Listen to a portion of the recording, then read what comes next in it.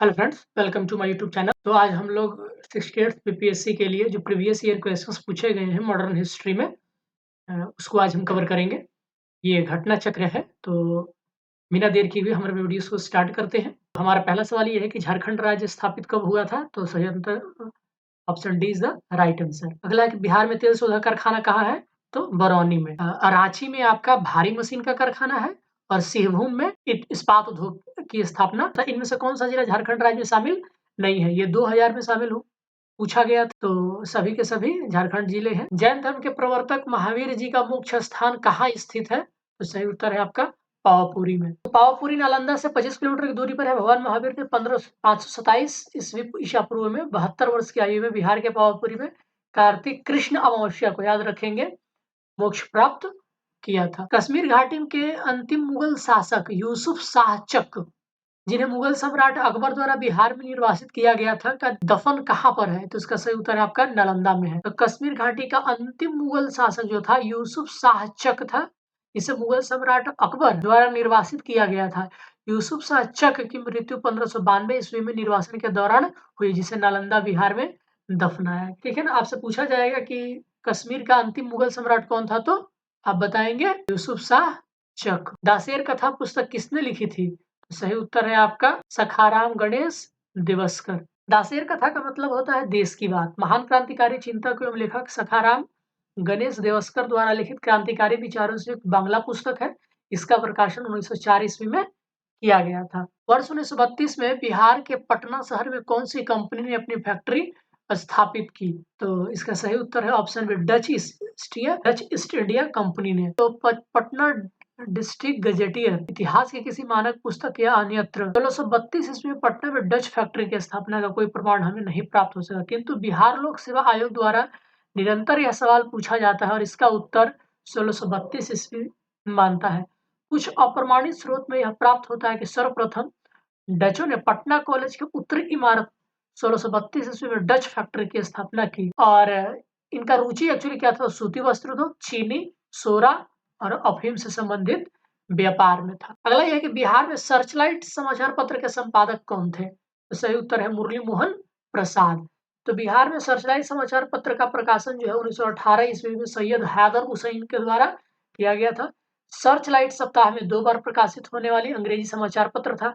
मुरली मनोहर प्रसाद बिहार में सर्चलाइट समाचार पत्र के संपादक थे। ठीक है ना, आयोग ने त्रुटिवश मनोहर को मोहन लिखा है, तो एक्चुअली में इनका नाम था जो दोस्तों मुरली मनोहर प्रसाद, लेकिन यहाँ पर मोहन लिख दिया है, तो आप करेक्ट कर लेंगे मुरली मनोहर। तो हाल इसीलिए शायद जो प्रारंभिक उत्तर कुंजी में बिहार लोक सेवा आयोग ने इस प्रश्न का उत्तर जो है वो ई माना था, क्योंकि इसमें कोई मुरली मनोहर प्रसाद है नहीं, क्योंकि मुरली मोहन है। तो यूपीएससी मतलब बीपीएससी के द्वारा इसका आंसर ऑप्शन ई है। स्वामी सहजानंद सरस्वती ने एक पत्रिका का प्रकाशन किया है जिसका नाम क्या था?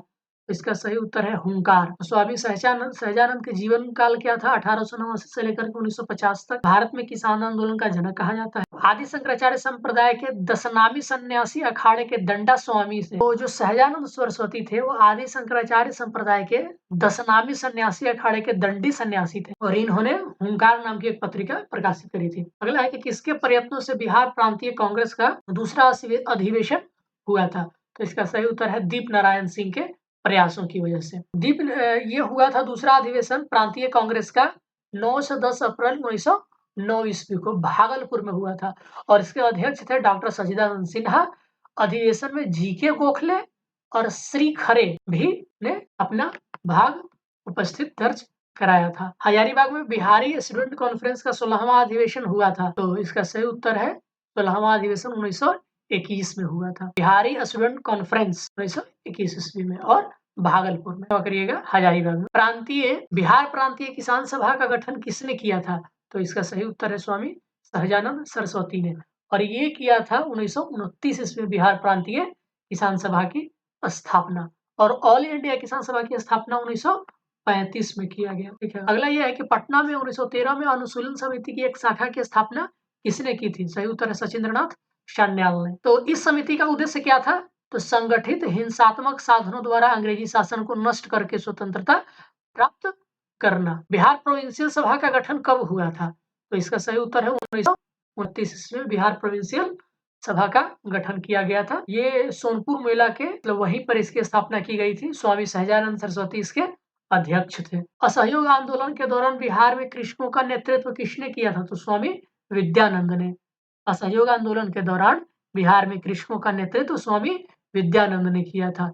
असहयोग आंदोलन जो कि 1920 से 22 ईस्वी के दौरान चला था, ये खास करके दरभंगा के इलाके में स्वामी विद्यानंद ने रैयतों को अपने अधिकार के बारे में सचेत किया था। बिहार में स्वराज दल का गठन किसने किया? और इसका सही उत्तर है आपका ऑप्शन ए, श्री कृष्ण सिंह। असहयोग आंदोलन की असफलता के बाद स्वराज पार्टी का गठन 1923 ईस्वी में सी.आर. दास और मोतीलाल नेहरू ने किया था। सी.आर. दास इसके अध्यक्ष थे और मोतीलाल नेहरू इसके महासचिव थे। वही बात किया जाए कि बिहार में स्वराज दल की शाखा का गठन हुआ था जिसके नेतृत्व श्री कृष्ण सिंह थे। अगला ये है कि 1922-23 में मुंगेर में किसान सभा का गठन किसने किया था? तो इसका सही उत्तर होगा आपका ऑप्शन ए। तो बिहार में किसानों को संगठित करने के उद्देश्य से वर्ष 1922-23 में किसान सभा का गठन मोहम्मद जुबैर और श्री कृष्ण के द्वारा किया गया था। ठीक है ना। परंतु किसान आंदोलन को निर्णायक मोड़ स्वामी सहजानंद सरस्वती ने 4 मार्च 1928 को किसान सभा की औपचारिक ढंग से स्थापना करके किया। वर्ष 1929 में स्वामी सहजानंद ने प्रांतीय किसान सभा की स्थापना की और इसके प्रथम अध्यक्ष भी बने थे। तो याद रखिएगा कि बिहार में जो किसान संगठन था उसकी स्थापना शाह मोहम्मद जुबैर और श्री कृष्ण सिंह ने किया था, लेकिन अगर ऑफिशियली देखा जाए तो स्वामी सहजानंद ने बाद में विधिवत रूप से किया था। बिहार में कांग्रेस का प्रथम अधिवेशन कहाँ रखा गया था? तो सही उत्तर है आपका पटना में। और ये अधिवेशन हुआ था 1912 में। बिहार में कांग्रेस का प्रथम अधिवेशन 1912 ईस्वी में पटना में हुआ, बांकीपुर में आयोजित किया गया था। यह कांग्रेस का 27वां अधिवेशन था। इसकी अध्यक्षता रघुनाथ सिंह मधोलकर के द्वारा की गई थी और इसके अधिवेशन के महासचिव सजीदानंद सिन्हा थे और मौलाना मजहरुल हक इस स्वागत समिति के अध्यक्ष थे।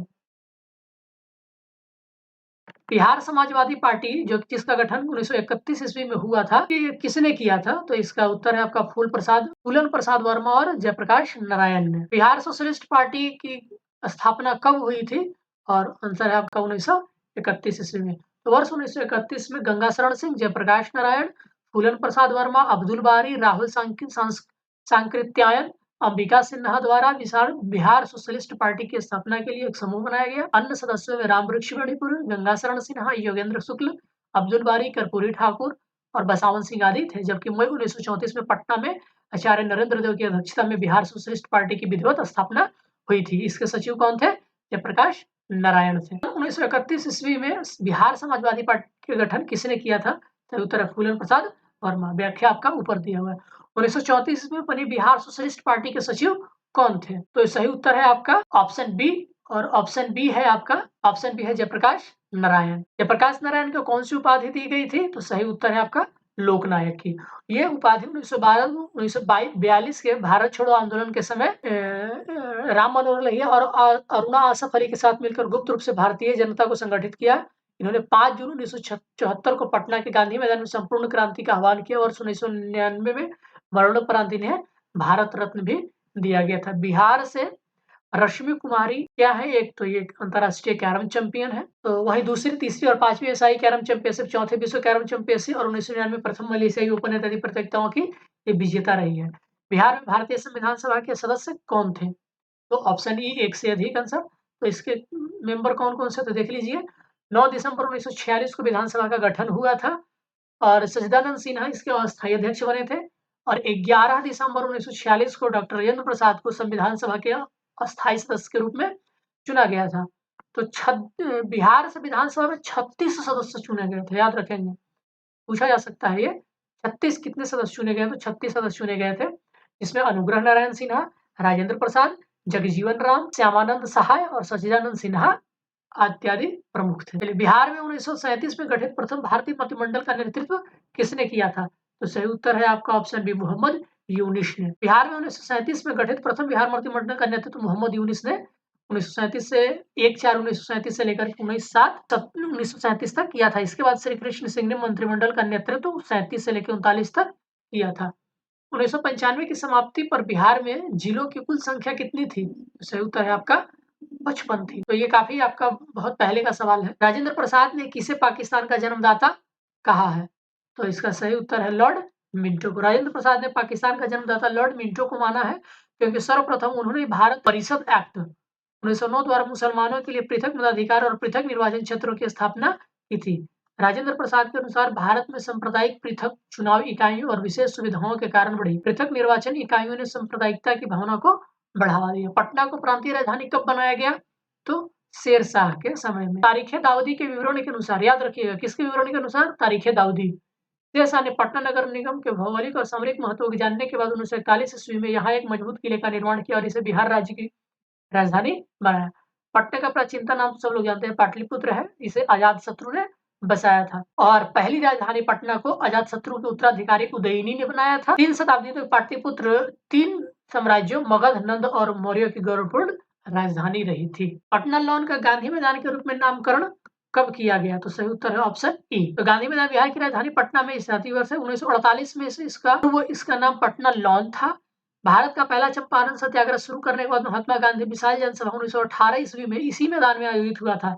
यहाँ के स्मारक के तौर पर महात्मा गांधी की सबसे ऊंची 70 मीटर प्रतिमा 2013 में स्थापित की गई थी। तो महात्मा गांधी की मृत्यु 30 जनवरी 1948 के बाद पटना लॉन का जो नाम है बदल करके गांधी मैदान रख दिया गया। निम्नलिखित में से किस नगर में जापानियों ने विश्व शांति स्तूप का निर्माण कराया था? सही उत्तर है ऑप्शन बी, राजगीर में।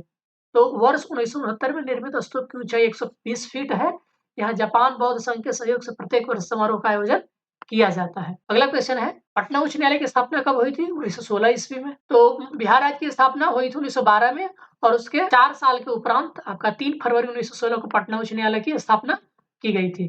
बिरसा मुंडा के गुरु कौन थे? तो सही उत्तर है आनंद पांडे थे। बिरसा मुंडा के गुरु का नाम आनंद पांडे था। बिरसा मुंडा ने मुंडा विद्रोह 1899 से 1900 का नेतृत्व किया था। इनका जन्म 1875 ईस्वी में उलीहातू गांव में हुआ था। उसकी शिक्षा दीक्षा चाईबासा में हुई थी। जर्मन धर्म प्रचारकों से प्रभावित होकर वह ईसाई बन गए थे, किंतु उनकी आत्मप्रकाशा शांत न हुई।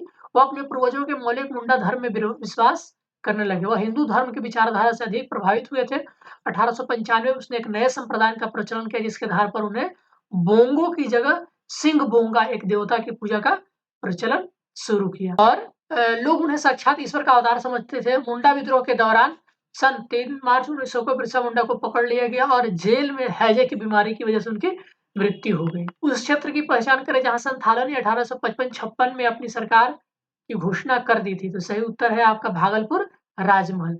1855-56 में संथाल विद्रोह मुख्यतः ब्रिटिश शासन के विरुद्ध उनकी मुख्य शिकायत भद्र लोग, सिविलाइज्ड पीपुल अर्थात बंगाल और उत्तर भारत के उन संभ्रांत लोगों से था जो उनके इलाके में आकर बस गए थे, उनका शोषण दोहन करते थे। अंग्रेजों से फरियाद करने पर अंग्रेज उन्हीं भद्र लोग का पक्ष लेते थे। आदिवासी अपने शोषकों को दिग कहते थे।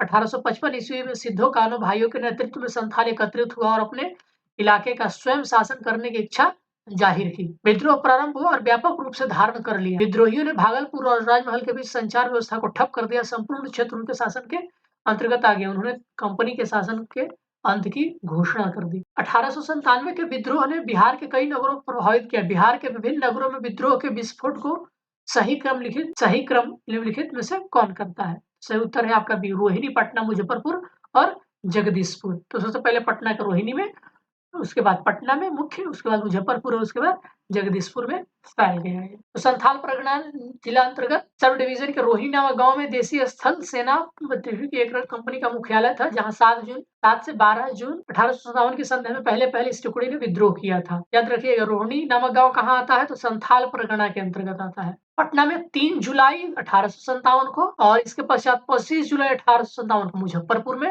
और 26 जुलाई को कुंवर सिंह ने आरा में विद्रोह किया था। बिहार के किस नेता ने महात्मा गांधी के साथ किसान आंदोलन का नेतृत्व किया? तो राजकुमार शुक्ल ने। तो गांधी जी कलकत्ता से 7 अप्रैल 1917 को प्रस्थान किया और 10 अप्रैल को पटना पहुंचे।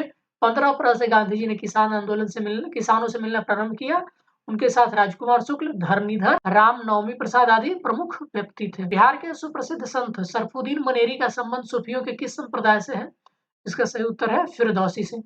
सरफुद्दीन अहमद का जन्म जो है 1262 ईस्वी मनेर पटना में हुआ था। इनकी मृत्यु 1380 ईस्वी में बिहार शरीफ में हुई थी। फिरदौसिया सिलसिला के सूफी थे ये। इन्होंने सुहरावर्दी की अरबी कृति अदब उल मुरीदीन एक भाष्य लिखा था। इनकी प्रसिद्ध जो कृति है मकतूबात ए सादी है, याद रखें। बिहार कांग्रेस सोशलिस्ट पार्टी का गठन कब हुआ था? तो सही उत्तर 1934 ईस्वी में हुआ था। तो 1934 ईस्वी में गांधी जी ने पटना में एक वक्तव्य के द्वारा सविनय अवज्ञा आंदोलन को स्थगित करने का सुझाव दिया। 18 मई को बिहार प्रदेश कांग्रेस कमेटी ने इसका पूरा समर्थन किया और बिहार में यह आंदोलन रुक गया। इस आंदोलन के परिणाम स्वरूप राजनीतिक चेतना प्रखर हुई।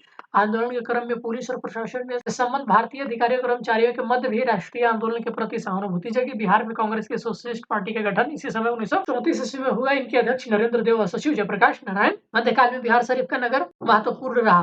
तो इसका सही उत्तर है आपका डी 2 और 4, मतलब विद्या के केंद्र में था और धार्मिक केंद्र के रूप में था। मध्यकाल में बिहार शरीफ बौद्ध धर्म का एक प्रमुख उदंतपुरी का महाविहार यहीं पर स्थित है।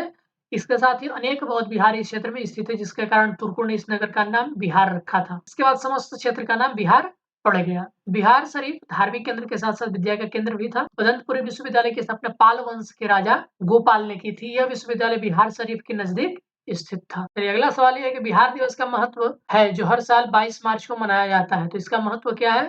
तो बिहार में 1912 में बिहार के बंगाल प्रेसिडेंसी से अलग होने की याद में ये मनाया जाता है। 1912 में 22 मार्च को बिहार बंगाल प्रेसिडेंसी से अलग होने के बाद एक नए राज्य के रूप में स्थापित हुआ था। बिहार शब्द संस्कृत और पाली शब्द विहार, इसका अर्थ होता है मठ या मोनास्ट्री से बना है। बिहार को पहले मगध के नाम से जाना जाता था। बिहार की राजधानी पटना का नाम पहले पाटलिपुत्र हुआ करता था। बिहार की स्थापना कब की गई थी? तो 22 मार्च 1912 को। Option B is the right answer. 1 April 1912 से प्रभावित हुआ था, जो कि 1 अप्रैल 1912 से प्रभावी हुआ। 1 अप्रैल 1936 को बिहार एवं उड़ीसा दोनों पृथक राज्य के रूप में अस्तित्व आए। 22 मार्च को बिहार दिवस मनाया जाता है। बिहार में अलग प्रांत के लिए आंदोलन किसके परिणाम स्वरूप वर्ष 1911 में बिहार उड़ीसा के नए प्रांत के रूप में निर्माण हुआ? तो ये सच्चिदानंद सिन्हा का इसमें बहुत बड़ा योगदान था। तो सच्चिदानंद सिन्हा, महेश नारायण, नंदकिशोर लाल तथा श्री कृष्ण सहाय ने चारों ने मिल करके 1894 में पटना से बिहार टाइम्स या बिहारी समाचार पत्र निकालना प्रारंभ किया। महेश नारायण या बाबू महेश्वर प्रसाद इस समाचार पत्र के संपादक थे। महेश नारायण ने अपने समाचार पत्र के माध्यम से बिहार पृथक्करण की मांग रखी। संपूर्ण बिहार में पृथक्करण आंदोलन जोर पकड़ने लगा। महेश नारायण के देहांत के पश्चात डॉक्टर सच्चिदानंद सिन्हा इस आंदोलन के अगुवा हुए। ब्रह्मदेव नारायण, अली इमाम, मजहरुल हक, हसन इमाम डॉक्टर सिन्हा के साथ हो गए। वर्ष 1908-9 में बिहार प्रादेशिक सम्मेलन का आयोजन किया गया। इसमें बिहार को पृथक राज्य का दर्जा दिए जाने की मांग की गई, जिसे 12 दिसंबर 1911 को दिल्ली में आयोजित शाही दरबार में स्वीकार कर लिया गया। 1 अप्रैल 1912 को बिहार उड़ीसा को सम्मिलित कर नवीन प्रांत का उद्घाटन हुआ और 1 अप्रैल 1936 को बिहार को उड़ीसा से अलग कर दिया गया भारत शासन अधिनियम 1935 के द्वारा। ठीक है, अगला सवाल यह है कि आधुनिक बिहार का निर्माता किसे कहा जाता है? तो सही उत्तर है आपका सच्चिदानंद सिन्हा का, क्योंकि इनका ही बहुत बड़ा योगदान रहा। और जब संविधान सभा की पहली बैठक हुई थी 9 दिसंबर 1946 को, तो इनको अस्थायी अध्यक्ष बनाया गया था 2 दिनों के लिए। बिहार कब भारत में एक स्वतंत्र प्रदेश बना? तो 22 मार्च 1912 को। बंगाल से अलग किया गया था और 1936 में बिहार को उड़ीसा से अलग किया गया था। बिहार बंगाल से कब अलग हुआ? 1912 ईस्वी में। बिहार बंगाल से देखिए कितनी बार पूछा गया था दोस्तों पहले ये सवाल, तो ये रिपीटेड क्वेश्चन है, सारे क्वेश्चन इधर रिपीटेड है। बिहार विधान परिषद की पहली बैठक किस वर्ष बुलाई गई थी? तो सही उत्तर है आपका ऑप्शन बी 1913 ईस्वी में। बिहार विधान परिषद की पहली बैठक 20 जनवरी 1913 को बांकीपुर में हुई थी। इंडियन काउंसिल एक्ट 1861 और 1909 ईस्वी में संशोधित कर गवर्नमेंट ऑफ इंडिया एक्ट 1912 द्वारा बिहार विधान परिषद का गठन किया गया। इसमें 3 पदेन सदस्य, 21 निर्वाचित सदस्य और 19 मनोनीत सदस्य थे। किस अधिनियम के तहत बिहार एक अलग राज्य बना? तो 1935 के भारत सरकार अधिनियम। 1908 में छोटा नागपुर कास्ट अधिनियम ने इस पर रोक लगाई थी। तो सही उत्तर है बेट बेगारों पर। 1908 के छोटा नागपुर कास्ट अधिनियम ने रोक लगाई थी किस पे? तो बेट बेगारों पर। छोटा नागपुर काश्तकारी कानून कब पास हुआ? तो ऑप्शन ए 1908 ईस्वी में। 1866 के नील खतिहारों के बिहार में हुए विद्रोह के क्षेत्र की पहचान करें? तो सही उत्तर दरभंगा और चंपारण। ये 1867 में हुआ था लाल सरैया कोठी में, और यह विद्रोह चंपारण और बाद में दरभंगा में फैल गया। बिहार विधानसभा में अनुसूचित जाति के लिए उम्मीदवारों के लिए कितनी सीटें आरक्षित है? सही उत्तर है 38। देखिए दोस्तों, ये पूछा गया था आपका 2022 में। राम कुमार शुक्ल किस गांव के निवासी थे? तो सही उत्तर है आपका मुरली हवा के। 2 सीटें अनुसूचित जनजाति के लिए, याद रखेंगे इस बात को। बिहार में पंचायत निकाय में महिलाओं को 50% आरक्षण किस वर्ष प्रदान किया गया था? सही उत्तर है आपका ऑप्शन बी 2006 में। तो यह अधिनियम आया था बिहार पंचायती राज अधिनियम 2006, जिसके तहत ये प्रावधान किया गया था। कितने किसने दुखी आत्मा और दुखी हृदय जैसे शब्द नामों के द्वारा लेकर चंपारण के किसानों की दुर्दशा पर प्रकाश डाला है? तो सही उत्तर पीर मोहम्मद अनीश। ठीक है दोस्तों, चलिए आगे बढ़ते हैं। हमारा अगला सवाल ये है, मूल रूप से बिहार शब्द का अर्थ क्या होता है? तो बौद्ध मठ होता है। तो पीर मुहम्मद ने दुखी, दुखी आत्मा, दुखी हृदय जैसे छद्म नामों से अपनी पुस्तक चंपारण की दुर्दशा 22 दुखी हृदय प्रताप 3 अप्रैल 1916 को लेकर चंपारण के किसानों की दुर्दशा पर प्रकाश डाला है। इनकी अन्य पुस्तकें कौन-कौन से हैं? चंपारण में अत्याचार, प्रताप 28 फरवरी 1916 को, चंपारण में महात्मा गांधी, हिंदू मुस्लिम आदि इत्यादि है। तो इतनी सारी किताबें पीर अली ने लिखी। इनमें से कौन बिहार का किसान नेता था?